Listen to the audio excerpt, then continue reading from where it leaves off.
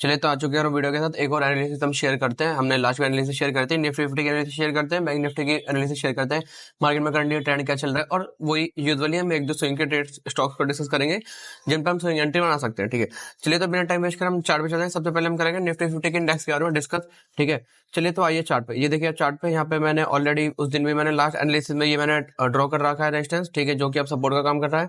ठीक है, एक हमने ट्रेंड लाइन ड्रॉ कर रखी है 10 और 20 50 एंड 200 मूविंग एवरेज में यूज कर रखी है। जैसे कि हमने लास्ट टाइम डिस्कस करते हैं कि मार्केट जब जब हाई लगाते हैं, यहाँ पे देखिए हाई लगाया, एक और बुकिंग आई, हाई लगाया, एक और बुकिंग आई। ठीक है, तो उस दिन में मार्केट हाई लगा था, हम डिस्कस करते हैं एक और बुकिंग आ सकती है, और अच्छी खासी बुकिंग आई थी। बहुत ही बड़ा फॉल था, वो काफी अच्छा फॉल था। ठीक है, और उस दिन काफी वॉलेटाइल मार्केट थी, तो इलेक्शन जैसे जैसे पास आएंगे तो हमारी वॉलेटिलिटी और मार्केट में बढ़ते चली जाएगी। दूसरा, मैंने विक्स की वीडियो डाली थी कि विक्स बहुत जल्दी शूट अप होने वाला है, हमें उसमें ध्यान में रखते हुए वीडियो को रिकॉर्ड काम करना है। ठीक है, मैंने वीडियो रिकॉर्ड करी थी, तो उसी में हमने देखा था कि विक्स ऑलरेडी कल के दिन 13% करीब बूम हुई थी। ठीक है, तो उसमें ध्यान रखते हुए चल रहा है, ऊपर हमें प्रॉफिट बुकिंग देखने को मिली। अभी भी अगर हम मार्केट जनरल ट्रेंड देखें तो हमारा अप ट्रेंड चल रहा है। ट्रेंड का एक और शॉर्टकट तरीका होता है मैंने कहा, अगर 20 और 50 मूविंग एवरेज से मार्केट ऊपर ट्रेड कर रही है तो उस टाइम हमारा अप ट्रेंड है। दूसरा, अगर लास्ट का देखिए मार्केट ने एक और हायर हाई लगाया, भाई एक और हायर लो लगा रखा है लास्ट टाइम। अगर यहाँ से मार्केट एक और हायर लो लगा के अब जाती है तो हम समझ सकते हैं पूरा ट्रेंड में है। दूसरा, यहाँ पे ट्रेंड लाइन देख सकते हैं, ट्रेंड लाइन हमें कंफर्मेशन देती है। अगर यहाँ मार्केट से अब जाती है, इससे अप में रहती है, तो हम ओवरऑल हमारा ट्रेंड अप में ही रह सकते हैं। ठीक है, ये निफ्टी 50 के एनालिसिस काफी अच्छी बुकिंग देखने को मिलती है। मुझे जो एक पॉइंट ऑफ व्यू लग रहा है, या तो मार्केट यहाँ से हल्का सा सस्टेन कर सकती है क्योंकि सपोर्ट का काम करती है।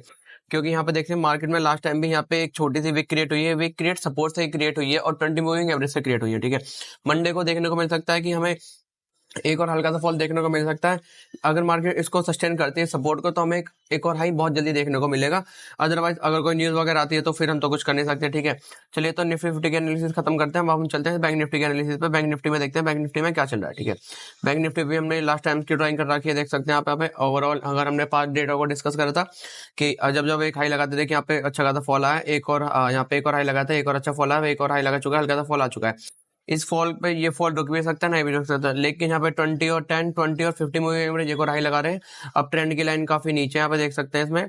ठीक है, तो यहाँ से एक अच्छा हाई लो में देखने को मिलता है। अभी थोड़ा फॉल हमें देखने को मिल सकता है, क्योंकि जब भी मार्केट एक ट्रेंड में चलती है तो वो प्रॉपर ऊपर ऊपर नहीं जाती, वो जिगजैग मूवमेंट में जाती है। तो वो जिगजैग मूवमेंट में जाती है ना, जब अप ट्रेंड होता है, एक हायर हाई लगाए, एक हायर लो लगाए, एक हायर हाई लगाए, फिर एक हायर लो लगाए, फिर एक हायर लगाए, फिर एक हायर लो, हायर हाई, तो ऐसे करते हुए मार्केट अप ट्रेंड में जाती है। तो यहाँ से हल्का सा फॉल हमें देखने को मिल सकता है। ठीक है, और हमें ज्यादा फॉल देखने को मिल सकता है, नहीं मिल सकता, वो डिपेंडेंट है न्यूज पे। क्योंकि अगर कोई न्यूज आती है, कोई न्यूज जैसे वॉर वगैरह की न्यूज आती है, तो हमें ऑब्वियसली बात है अगर ओवरऑल ग्लोबल हमारा मार्केट हार्म होगा तो हमारा मार्केट भी हार्म जरूर होगा। ठीक है, तो अभी भी यहाँ का भी देख सकते हैं 20-50 से मूविंग एवरेज ऊपर है और ये भी अप ट्रेंड में ही है। ठीक है, बैंक निफ्टी की एनालिसिस थी हमारी, और अप ट्रेंड की लाइन काफी दूर है, जो कि लास्ट हमारा हायर लो लगाया था 46,500 के करीब का हायर लो लगा रखा है। तो लगभग अभी मार्केट 2000 करीब पॉइंट, 2 से 2500 पॉइंट करीब दूर है। ठीक है, तो इससे ऊपर अगर मार्केट एक हल्का सा सपोर्ट लेके आप जाती है तो हमें एक आपका मूव और अच्छे को देखने को मिल सकता है, और एक और नया हाई हमें बहुत जल्द देखने को मिलेगा। यहाँ पे देखिए सपोर्ट की अगर हम बात करें तो सपोर्ट मार्केट का 48,000 पे, अगर आप ऑप्शन चेन में देखेंगे तो 48,000 पे सबसे ज्यादा सपोर्ट है। जब भी ऐसे जो अच्छे अच्छे पॉइंट्स होते हैं, इन सपोर्ट को जब तोड़ती है मार्केट का, मैं एक और रीजन बताता हूँ आपको। जैसे उस दिन मार्केट यहाँ पे लगभग जो शॉर्ट सेलर होते हैं ना, वो मतलब यहाँ पे शॉर्ट करके बैठे थे 48,900, मतलब लगभग 49,000 के आसपास सब शॉर्ट करके बैठे थे। लेकिन जैसे ही मार्केट इसके पास आई और मार्केट ने अपने मतलब शॉर्ट सेलर से पोजीशन कवर करी, तो इतने बड़ा आपका मूव आ गया, देख सकते हैं बहुत आपका मूव। ऐसे ही होता अगर यहाँ से मार्केट 48,000 के पॉइंट को तोड़ के नीचे जाती है, अगर यहाँ से सपोर्ट लेके आप चल जाते हैं, तो हमें एक इजीली हमें एक अच्छा हायर देखने को मिल सकता है और बहुत जल्दी हमें न्यू हाई भी देखने को मिल सकता है। लेकिन अगर सपोर्ट को तोड़ती है मार्केट, तो हमें एक अच्छा खासा फॉल देखने को मिलता है, क्योंकि सब अपने जो शॉर्ट सेलर्स होते हैं, पूरा गेम होता है शॉर्ट सेलर्स का। जैसे वो अपनी पोजीशन कवर करेंगे तो भाई मार्केट तो भाई फिर तो जानिए और लंबा मुंह देती है। ठीक है, तो अब इसी में डिस्कस करते हैं। अब ये बैंक निफ्टी की एनालिसिस भी खत्म हो गई, मैं आपको आपके साथ शेयर करता हूँ। अब भाई एक नया स्टॉक है वेल्सस्पून का कॉर्पोरेशन का। ठीक है, वेल्सस्पून कॉर्पोरेशन का स्टॉक है, ये स्विंग के लिए हम पॉइंट ऑफ व्यू में डिस्कस करते हैं। इसमें मैंने एक बहुत अच्छा रेस्टोरेंट ड्रॉ कर रखा है।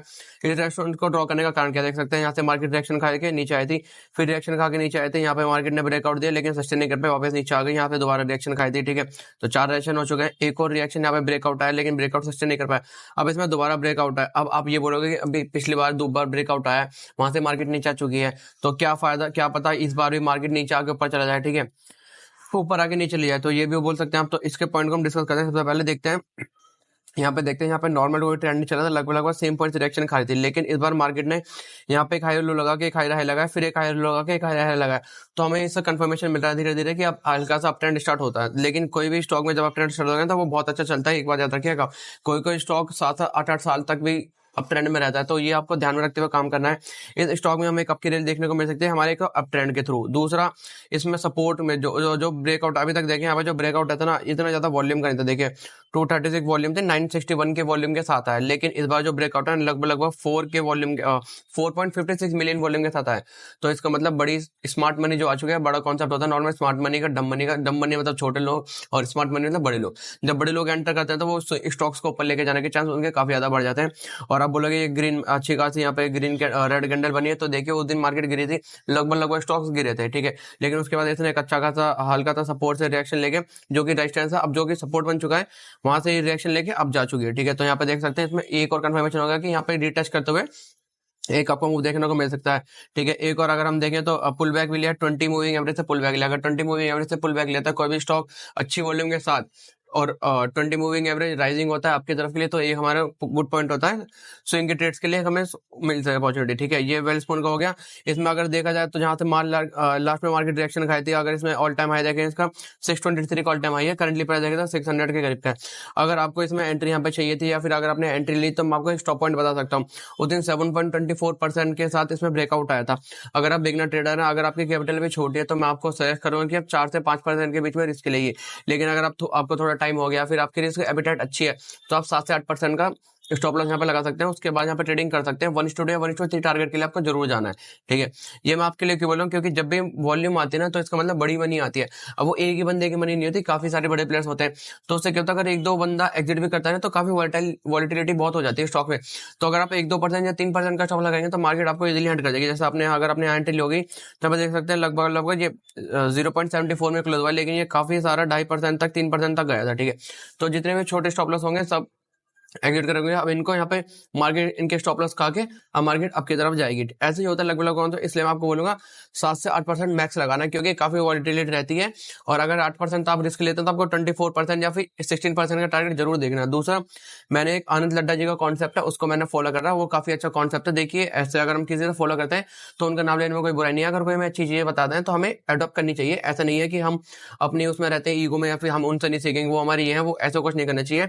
उनका कॉन्सेप्ट क्या था, 2.5 से 5 दिन का फंडा जो उनका एग्जिट करने का है ना, वो मुझे काफी अच्छा लगा और वो काफी हेल्पफुल है। उससे क्या होता है ना कि आपने यहाँ पे पोजीशन ले ली, ठीक है। तो आपको क्या करना है, 2.5 से 5 दिन के अंदर आपको अपनी हाफ क्वांटिटी सेल कर देनी है प्रॉफिट्स में। ऐसा क्यों? इससे क्या होता है, आप लंबे टारगेट्स कर पाते हैं। दूसरा, जो बचे हुई हाफ सेल क्वांटिटी है ना, जो रेस्ट ऑफ द क्वांटिटी, वो आपको कब सेल करनी है? वो सेल करनी है जब आपका प्राइस 20 या फिर 50 में के नीचे क्लोज होगा, ठीक है, तब आपको क्लोज करनी है। अगर मैं पास्ट डेटा में ऐसे देखा तो हमें एक एंट्री मिली थी, यहाँ पे देख सकते हैं, यहाँ पे एक एंट्री करी थी, ठीक है। यहाँ पे एक एंट्री से अच्छा खासा पुल बैक लिया था, ठीक है। और 3 पॉइंट करीब मिलियन आई थी लास्ट टाइम। वॉल्यूम देखे तो मैं वॉल्यूम लास्ट आया था 61 के वॉल्यूम चल रही थी और 61 के वॉल्यूम चल रही थी। उसके बाद देखिए 3 मिलियन करीब वॉल्यूम आई, ठीक है।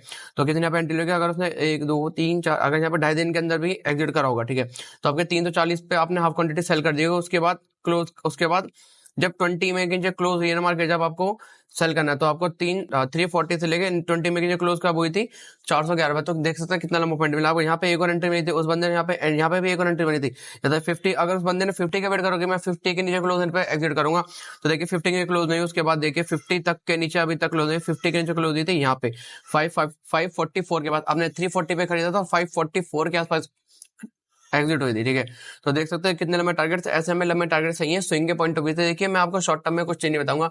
अगर आप शॉर्ट टर्म में पैसा कमाने बैठे तो इतनी आसानी से पैसा नहीं कमाया जाएगा, ठीक है। लेकिन अगर आप लॉन्ग टर्म का व्यू लेके चलते हैं, आप मार्केट से परसेंटेज का हिसाब रखते हैं कि आप ऐसे ही रैली को स्टॉक को पकड़ सकते हैं। मान के चलिए आपने किसी स्टॉक में एंट्री लिया और 7 से 8 साल तक उसकी बुल रन चलती रही, तो देखिए आपको क्या ही प्रॉफिट होगा, ठीक है। लॉन्ग टर्म में सोचिए, लॉन्ग टर्म का गेम है, बहुत अच्छा गेम है। स्विंग ट्रेडिंग सच्ची कोई चीज नहीं है लॉन्ग टर्म में, इतना, ठीक है। दूसरा मैं आपको वो बताता हूँ, मैंने आपको लास्ट में एक स्टॉक बताया था स्विंग के बारे में, रैक लिमिटेड के मैंने स्टॉक के बारे में स्विंग का बताया, तो देख सकते हैं क्या ही मूव देती है। मैंने अपने सारे पॉइंट्स क्लियर कर देते। अगर आपने मेरी वीडियो देखी, आप एनालिसिस करके देख सकते हैं। देखिए मैं आपको झूठ नहीं बोला कि आप ये बोलोगे कि ये तो मूव आई थी, मैं वीडियो ऑलरेडी अपलोड कर चुका था ये मूव आने से पहले, ठीक है। तो ये देखिए मैंने इसमें सारे अपने पॉइंट्स क्लियर कर दिए। उसके बाद देखिए इसने लगभग हमें 9.22% प्लस 70, तो इसमें मतलब 10 से 11% तक हमें मूव दे चुका है मात्र 2 दिन में, ठीक है। तो स्विंग के पॉइंट ऑफ व्यू से काफी अच्छे वो होते हैं। मैं अपने सारे पॉइंट डिस्कस कर देते हैं इसमें, ठीक है। तो अब फिलहाल के लिए इस वीडियो में इतना ही। अगर आपको मेरी वीडियो अच्छी लगी हो तो इस वीडियो को लाइक लाइक शेयर सब्सक्राइब जरूर करिएगा और चैनल को सब्सक्राइब जरूर करिएगा। और हम बहुत जल्दी एनालिसिस लेके आते रहेंगे। मंडे को देखते हैं मार्केट का क्या बिहेवियर रहता है, फिर हम मंडे को एक दो स्टॉक और डिस्कस करेंगे, क्या हमारे स्विंग के पॉइंट ऑफ व्यू से स्टॉक रह सकते हैं, क्या क्या गुड स्टॉक्स हमें मिल सकते हैं। चलिए तो मिलता है आपको नेक्स्ट वीडियो में।